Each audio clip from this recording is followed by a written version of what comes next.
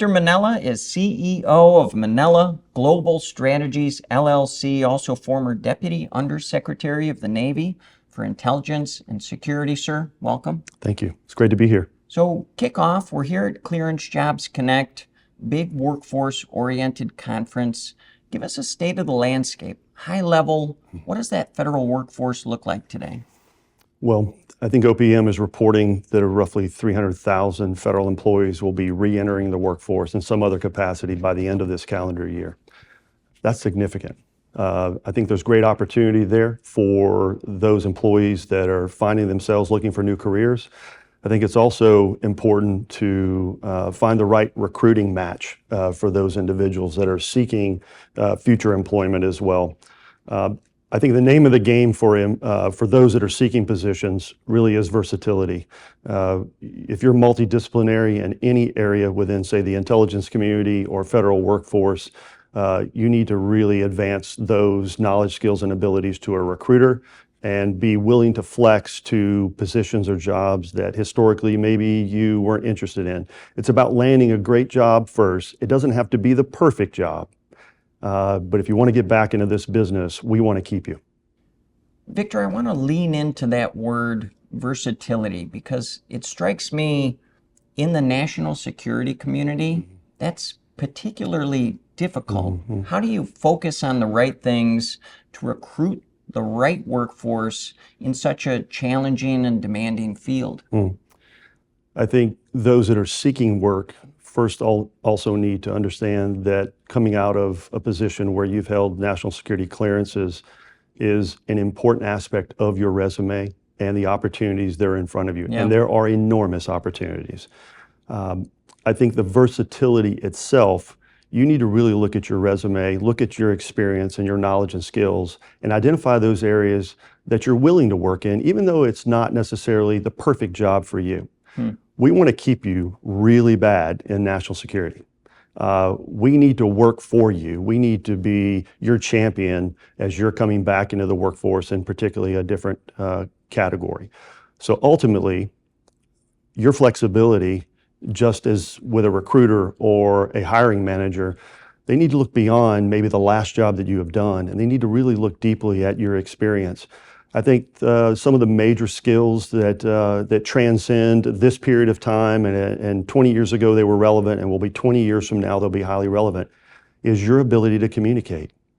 Whether you have an engineering degree or a political science degree, you have to be able to convey complex topics concisely and with meaning and purpose.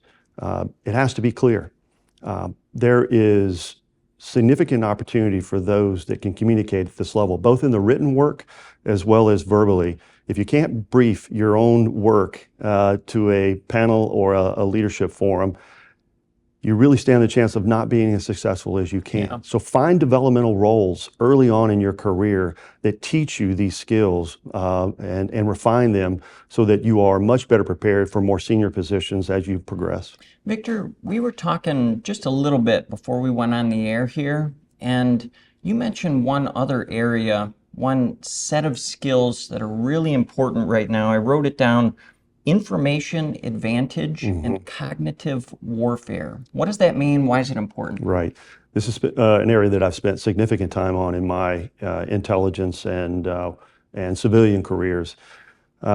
Every time there's an advancement in a new capability or adversary capability that is being used against us, we have to respond to that. Cognitive warfare is a unique set of warfare.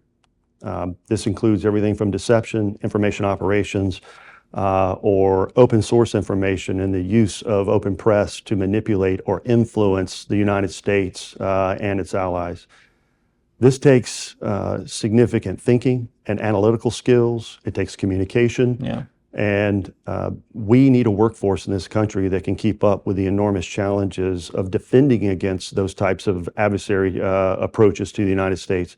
But we also need to be able to be offensive as well in some areas. And across the military, or whether you're working for an industry partner or a company here in the United States, we're all challenged by the information that's coming in that can affect our boardroom, can affect our profit, and can affect our ability to protect this country. Let's flip this for a moment and talk about risks. You know, I wrote down the phrase potential brain drain. How do we avoid that in the national security landscape right now? Is it just simply about beating the drum, making these jobs seem really appealing, like emphasizing the cultural aspects or the importance of this work? Like, how do you avoid brain drain, sir? I think the most important thing that can happen is as a candidate looking for future work, is you really need to find someone that matches with you well as a recruiter. In all other aspects of our life, we find specialists to help us. Medicine. You don't buy a car without someone to help you with this as well. Finances, perhaps. Your career is probably one of the most important things that you will do for yourself. So it's important that you find a way to match quickly and clearly with someone that will advance you and is a champion for your success. I think the risk of brain drain really comes down to really the next year. If we do not focus in on this group of population that is leaving, say, the federal government or looking for work, we really stand the chance of them leaving and going on to other industries, say, outside the Washington, D.C. area. Certainly there is national security work beyond that, but there's tremendous opportunities here in Washington, D.C. and elsewhere. And if we don't focus in on these individuals and champion them and show that we want them, we want their talents, we want their skills, we want their versatility, we do stand the chance of losing them to industries, and it'll be tough to get them back. Victor, as we close here, I'm curious, like, who's responsible for answering this charge? Is it the Office of the Undersecretary of Defense for Manpower and Reserve Affairs? Is it Chief Human Capital Officers across government? Like, who needs to be involved in order to make sure that that recruiting, that retention is a success long term? Terrific question. I don't think it lands on one organization or individual. I think we are all recruiters and retention specialists.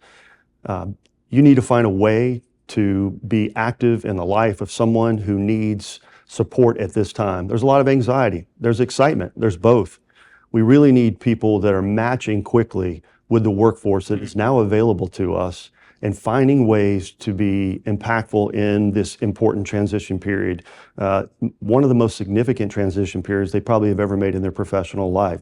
So I think it falls on every one of us. We are all responsible for this workforce. Victor Minella, CEO of Minella Global Strategies, LLC. Sir, thanks so much. Thank you.